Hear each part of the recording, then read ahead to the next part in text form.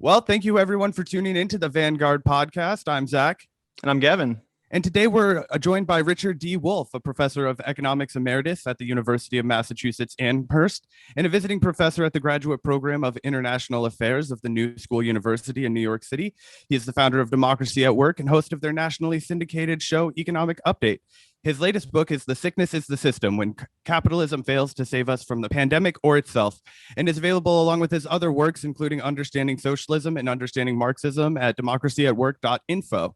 Thanks so much for being with us, Professor. Thank you. Glad for the invitation and the opportunity. Absolutely. I guess we can jump right into the questions. And this is a really relevant one to start off with. Speaking of Biden and the actions he's made recently, you recently made a great point that while President Biden and the Democratic establishment may be drifting left economically when it comes to their spending, we see this with the stimulus and infrastructure proposals. Concurrently happening to this is this massive rise in inequality, the richest among us essentially benefiting massively from this pandemic, while the poorest among us suffer the most. And this is, of course, further consolidated wealth at the top. They had to do something about this disintegrating social contract, you said, which would explain the heavier than expected stimulus programs and the infrastructure package from the Biden administration thus far. But what should Biden actually do to address and mitigate the inequality at a foundational level rather than just merely inflating the benefits for the lower classes, essentially, to obfuscate from the upwards transfer of wealth and assets? Well, I think we have a problem. There's at least sort of two stages as I could answer this question.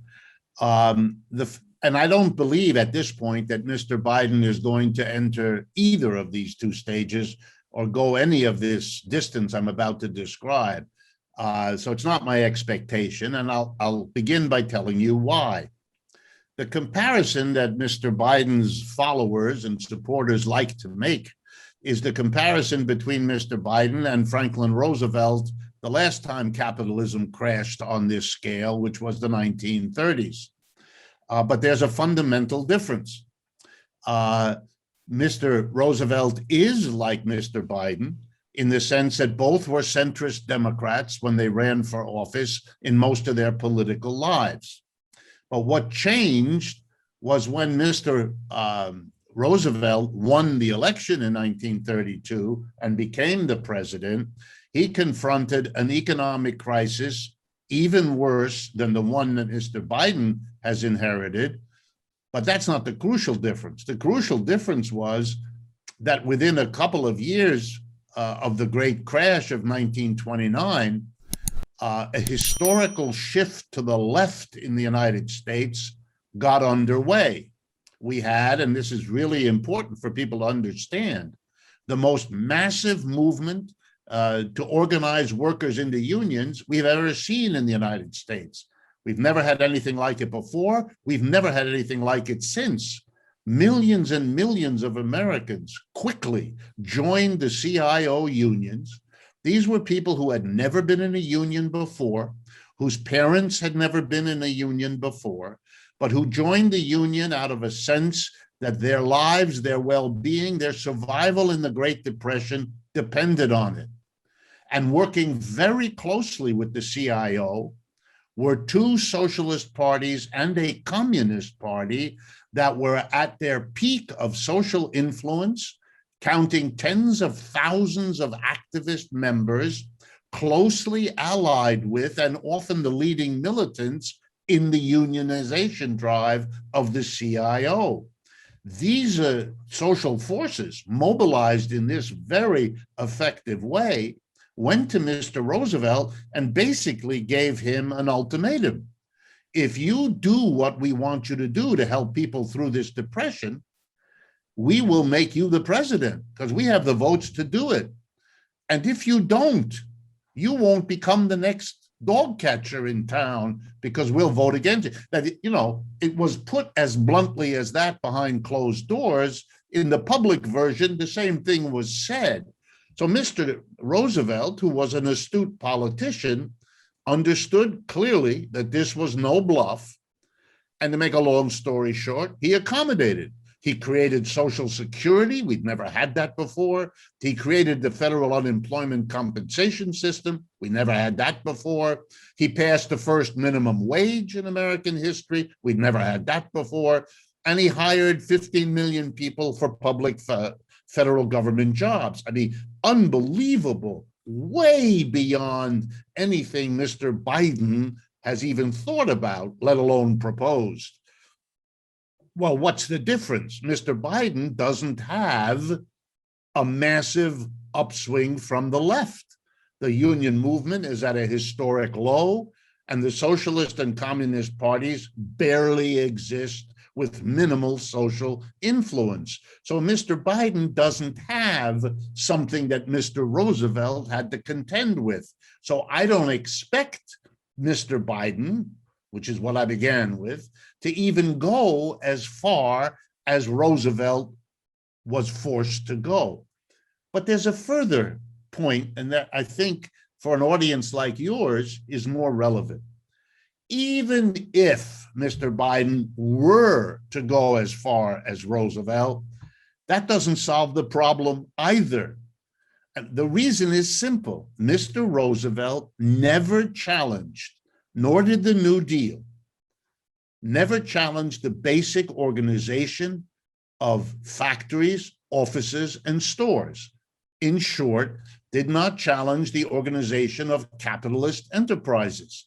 In those enterprises, a tiny group of people at the top of each of them, whether it's the owner of the business or the family that runs it, or in the corporate form, which is now dominant, the board of directors at the top, usually a group of 10 to 20 people, they make all the decisions.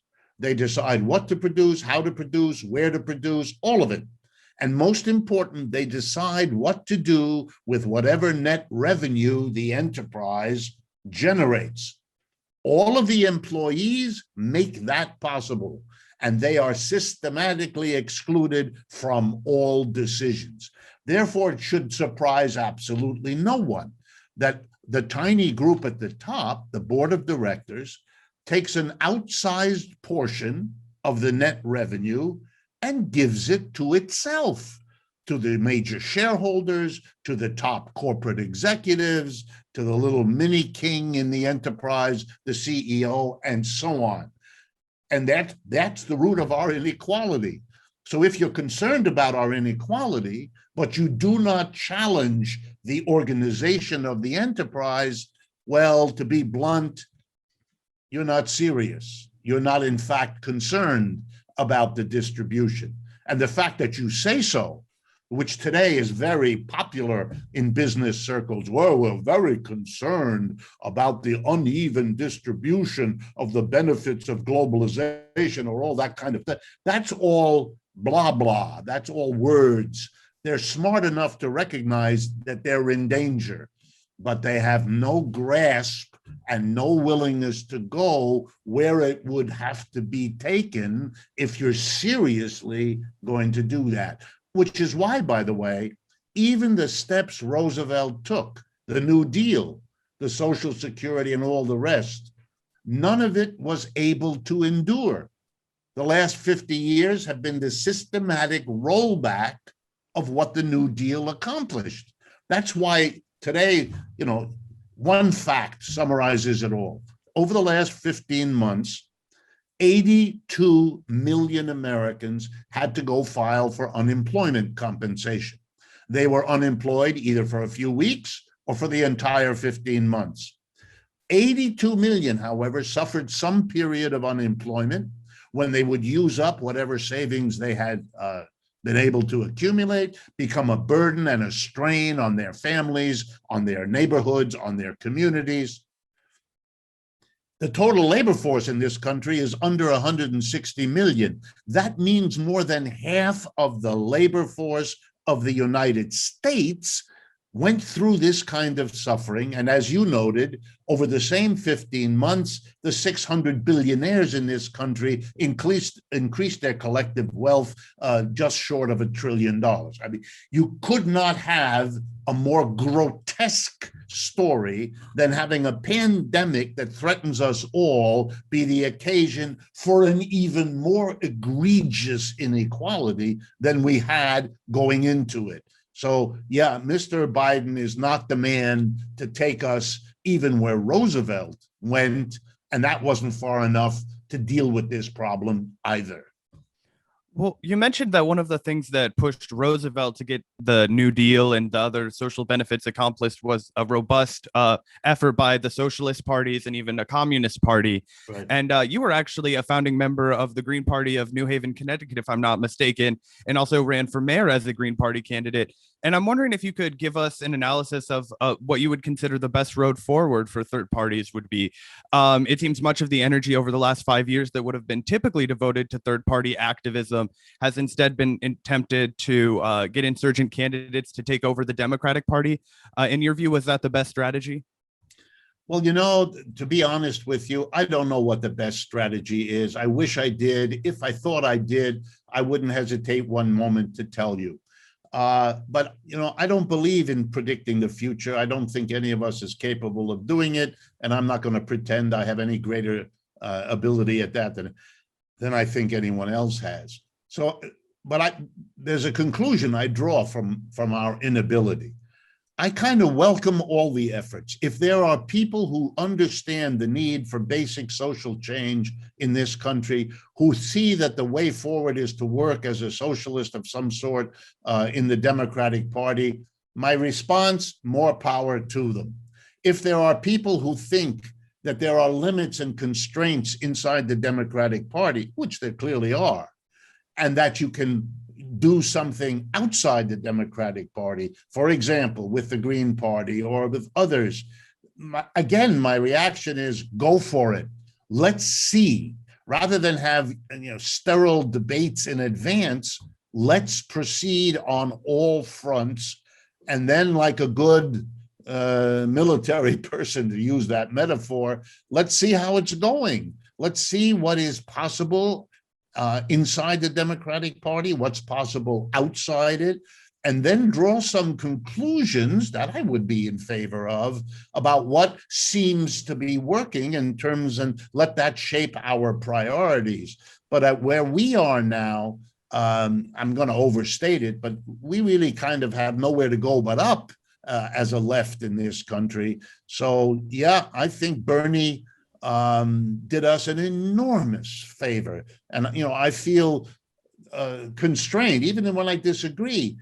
He broke it open. He took that step in 2016 that made it possible for someone with the label socialist to re-enter the political conversation in this country.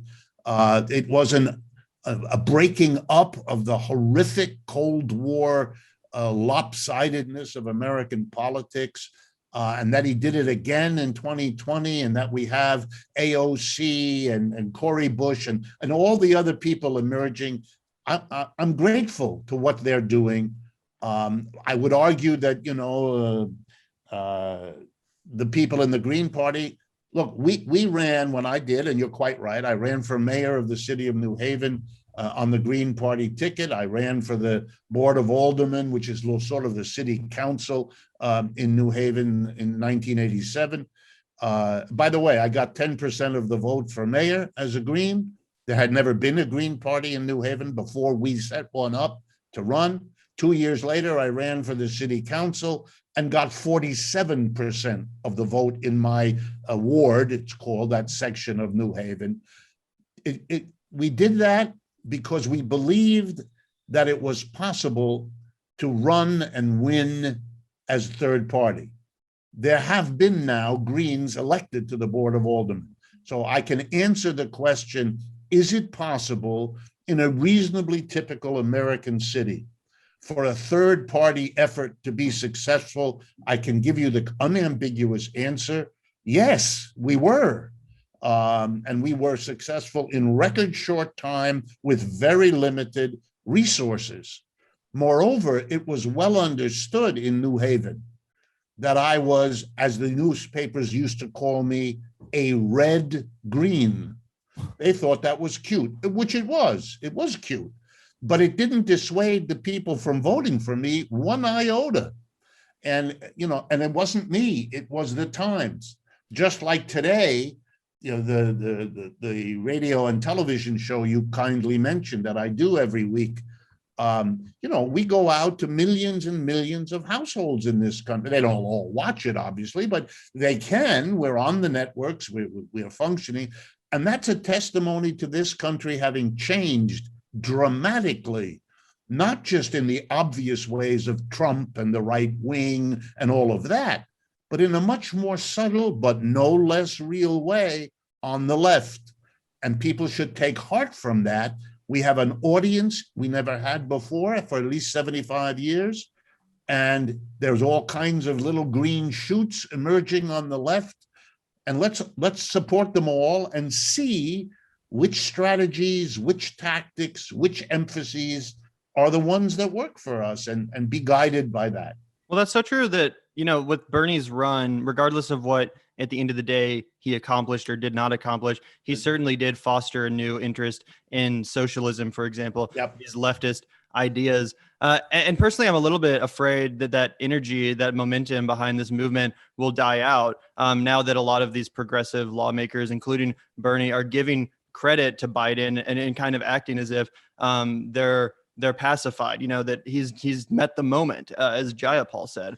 So in your opinion, what do you think is the responsibility of these socialist or progressive movement leaders and lawmakers to continue this movement, to continue the popularity of the ideas, and to make sure that the neoliberal capitalism represented by both parties, but especially the Democrats right now, is sufficiently resisted?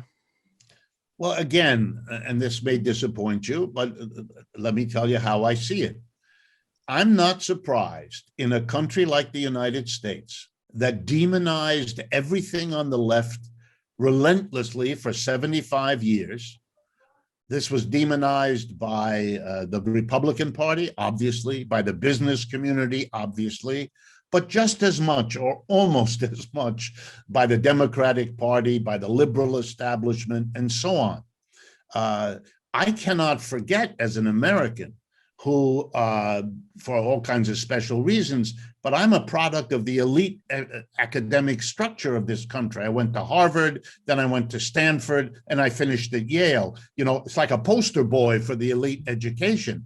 And all through the 10 years that I was condemned to go through these institutions, I could see in the faces of my professors, 19 out of the 20 semesters that I went through, that they were terrified. They didn't answer my questions about socialism and communism and Marxism, not because they didn't know, although there were many who didn't, but those who did know didn't want to discuss it. They didn't want in the classroom anyone to get the idea that not only did they know about it, but they found it interesting or they had learned something. This was so dangerous that we've had the lopsided education that this country has, much inferior to what much of Europe, for example, does, because the left in Europe is a part of the society and cannot be demonized the way it was in this country. So I'm not surprised, given all of that when socialism finally reemerges, as I knew it would, that the one that reemerges first is the most moderate one, is the least pushy one, is the one most likely to celebrate that Mr. Biden wants to tax rich people at all, let alone. So, yeah, you're right. It's a very moderate socialism. It's something that in Europe would be called social democracy and would be in no way remarkable because they've had that for the last 50 years anyway. The government of Portugal today, just to drive it home. Portugal is a country everybody knows of. It's in Europe. It's a very old country. It has had a government for the last 5 years, first elected in 2016, re-elected last year. It's a coalition of 3 parties. The Portuguese Socialist Party is the dominant member of the coalition. The second party is the Portuguese Communist Party, and the third party is the Portuguese Green Party. That's the government. I won't embarrass anyone by asking how many Americans even know what I just said. We live in a country in which somehow this is not understood. But that social democracy has been in Europe like this, winning elections all the time. Angela Merkel in Germany is only the chancellor because she made a coalition with the German Socialist Party. Americans don't know that either, although it's hardly a secret. So yeah, I understand that Bernie and AOC, they are the first ones. They are treading very gently and so forth, because they know they are going back into a place that thinks they have horns, and they have to demonstrate, gee, we don't have horns. We have perfectly reasonable ideas. I think if you're dissatisfied, you'd like to see socialism go further than that, which I would, and I have no problem with it. Well, then it's sort of our job to build on the opening that Bernie and AOC and begin to put forward the next set of ideas. And don't feel bad about that, because my guess is Bernie, whom I know, and AOC, whom I've met, they are smart people. They too will understand that if we make a left further to their left, we're making it easier for them to move their agenda forward, because they're not as bad as those of us coming down the road behind them. So let's work with them in that way, and understand that they have the limits that the situation imposed on them. Yeah. I don't want to pivot too hard, but I did want to ask you about your new book, Professor. And in your new book, The Sickness is the System, you called coronavirus a capitalist crisis and illustrated the many failures of the capitalist incentive system to produce stockpiles of the masks, ventilators, tests, etc., in the quantity that would be needed in the event of an emergency, but would not necessarily create the most maximum profit. Now it seems that the capitalist profit motive has driven Biden to go back on his campaign promise to lift patent protections on the vaccine. And I'm wondering if you could please talk to people about what that will mean, both for the developing world, but for Americans as well, as the virus continues to mutate. Well, I'd be glad to. Let me correct you just a little bit. Sure. If I understand, overnight, this last night, the Biden administration has once again changed its policy, opening up a little bit on that very question you pose of the protection of so-called intellectual property, withholding the formulas for making the vaccine. But it's not clear how far his adjustment goes, and it's also in a certain way already too late. We have now known about vaccines and how to produce them for a bunch of months. I won't go into the details, but it's at least 3 or 4 months, and it may be longer than that. And during that time, we permitted private capitalist enterprises, for example, Pfizer Corporation, to basically operate a typical medical monopoly on this product. They're the only ones who have it. Other companies can develop their own. Moderna has them, AstraZeneca have them, and so on. And companies are doing that. But the results are in rich countries. Roughly 1 in 4 people have now been vaccinated. In poor countries, the same number ratio is 1 in 500. Now, I don't know what people watching or listening to this program have as their morality or their ethics or their values. But what I just said violates all of them. It is an outrageous preferential treatment given to people because they live in and have access to wealth, and it is the condemnation to death of hundreds of thousands of millions of people for the crime of not having the wealth that otherwise would get them access to the vaccine. There is no justification. It is an outrageous activity. The United States is not the only country abetting this grotesquerie, but that is the reality. And for me, it is a condemnation of capitalism. I mean, the only reason American companies, and I don't want to repeat what you said, but the only reason American companies did not stockpile the masks and tests and ventilators and ICU units in hospitals and so on is because the companies we have, which could do it, we have the workers who know how, we have the raw materials, we have the machines, but they're all governed by a capitalist logic. And that logic says, take the least risk to secure the best profit. And nobody is going to produce and stockpile masks. That's very expensive to do. You have to secure the masks. You have to protect them. You have to repair them. You have to replace them if they wear out. And for how long? Who knows? However many years until the next disease comes where we need them. That's way too risky. And those companies made the decision to do what's more profitable and less risky for them. That's what they were taught in the Master of Business Administration program they graduated from. So we cannot blame them. They're doing what they were taught to do. They're doing what they're rewarded for doing. And if they didn't do it, they'd be punished because the profitability of their enterprise would be damaged.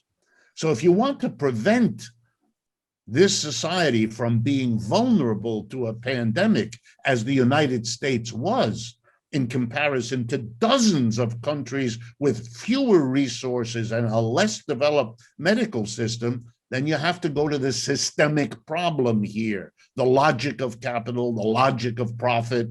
That's not the way to be preparing and securing public health. And let me tell you something, an economic system that fails to protect public health has just given up its right to persist.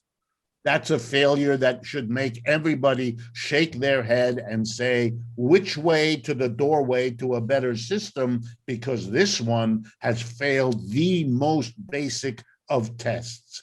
If you're dead, all the rest becomes of no interest to you. We have over 500,000 dead Americans. The Chinese, and I pick them for obvious reasons, but the People's Republic of China, with a population 4 times that of the United States, has a tiny fraction of the number of people who died. I mean, wow. Whatever you like or dislike, whatever faults the Chinese have, and they have their share, that is a stunning condemnation of one system relative to another. Yeah, especially because the virus, of course, emerged in Wuhan. You would have think that it would have hit them harder and they wouldn't have been prepared. But, you know, they were, and they did have that. They locked down. See, that's exactly. another issue. They locked down their city. Look, you can pick a non-socialist country, pick, I don't know, New Zealand. But in New Zealand, there's a powerful government led by a very powerful leader, Jacinda Ardern. She's an extraordinarily popular leader. And she was able to say to those people, we have to lock down. And the economic interests of capitalists who wanted to continue their profit and who understand that if you lock down the city or you lock down the country, they're not going to make their profit. You had to have lockdowns. Lockdowns worked in every country, left wing, right wing, or in the middle, that did it. In the United States, the business community is proud that it hobbles the government, that it keeps the government weak, that it keeps the government off balance. That's the libertarian mantra. The government is a burden. Yeah, and then when you need it, you don't got it. And when you don't got it, you're dead, literally. The only question for me is whether the American people will get the lesson and message that this catastrophe should teach them. Well, one last question for you, Professor. And again, thank you so much for your time and insights today. I thought it would be a good topic to end with discussing Karl Marx, whose birthday was yesterday, and his ideas are, of course, so foundational to the way we think as socialists. And I was wondering if you believe that it's important for us as modern day socialists to continue evoking the legacy of Marx when we discuss these ideas, not necessarily just between ourselves, but especially when we're talking to people that may not already be aware of or indoctrinated into the school of thought.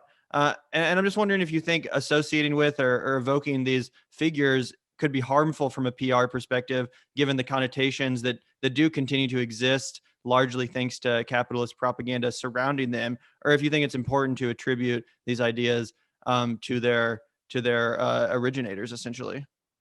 Well, I understand there may be some PR losses along the way. We do live in a country, as I said before, that has demonized everything having to do with socialism, communism, Marxism, anarchism, and as you know.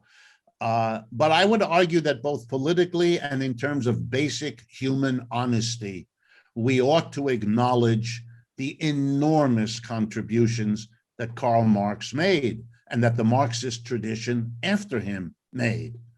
Marxists have been, in the 150 years roughly since Marx died, 140 years since he died, Marxists have been crucial in countless struggles of labor unions to get better conditions for their workers, in socialist, communist, labor, and other parties that have won all kinds of benefits that people today take for granted, whether it's a paid holiday, whether it's paid maternity leave, whether it's the right to have a union, whether it's the right to enjoy collective bargaining. I mean, Marxists have been involved in all of that in a wildly disproportionate way.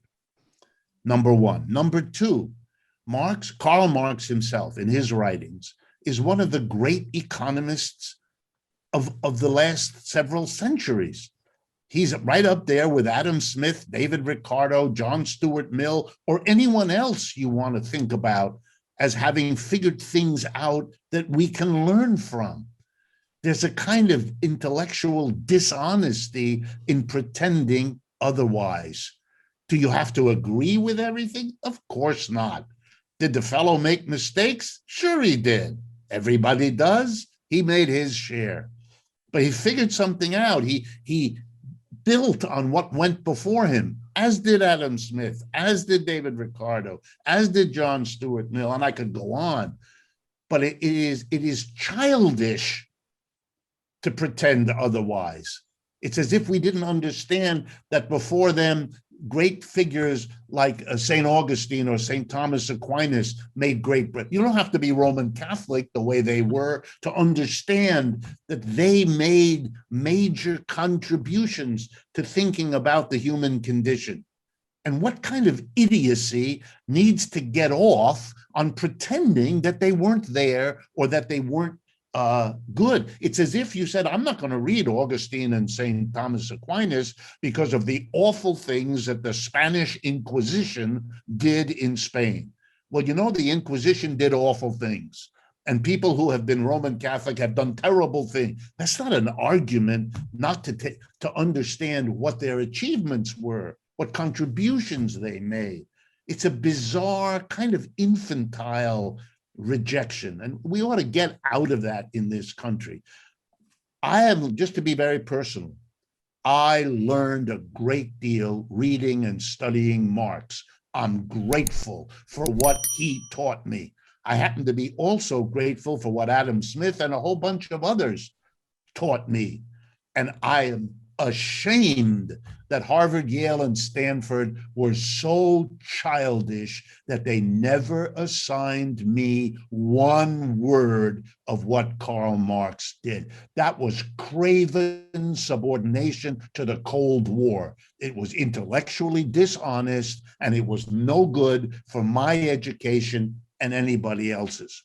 Sitting with me at my time at Yale when I was getting my PhD, I had a classmate, one of the few women who took economics at the graduate level. Her name was Janet Yellen. She's now the Secretary of Treasury in this country. She never got any Marxism in her classes, just like I never did. And it didn't help her do her job one whit better that she was denied that. And I think she could do a better job if she had had Marx, who, among other things, specialized in trying to understand why capitalism has the business cycle downturns that she's now trying to cope with. Yeah, well, I think you're absolutely correct. And I think that a lot of the work you've done and a lot of the writing you've done, including your books, Understanding Socialism and Understanding Marxism, have gone some ways in furthering that education and filling in those gaps that have been left by the public education and also the university education system, which, as you said, completely treats these characters as taboo almost, despite their massive importance and influence in economics and politics. So I think you're spot on. And again, thanks for helping to further that education yourself. Thank you so much for your time today, Professor. My pleasure. And if I could add a final word. Sure, of course. Sex is a taboo. And people don't talk to their children about sex because it's awkward, it's difficult, and yet anyone with half a brain knows that your kids would be better off if you had honest conversations with them. They're certainly going to find out about sex anyway. They're going to make their own experiments anyway. That's part of growing up. That's part of nature. The stupidity, the self-destructive stupidity of not dealing with this key part of everyone's life has come to haunt modern cultures a dozen ways. Mm-hmm. Treating Marxism that way takes you in the same self-destructive direction. It makes no sense. Well said. Thank you so much, Professor. Yeah, have a great thank rest of your day, you, and thank I you for hope we joining can us. get a chance to talk again in the future.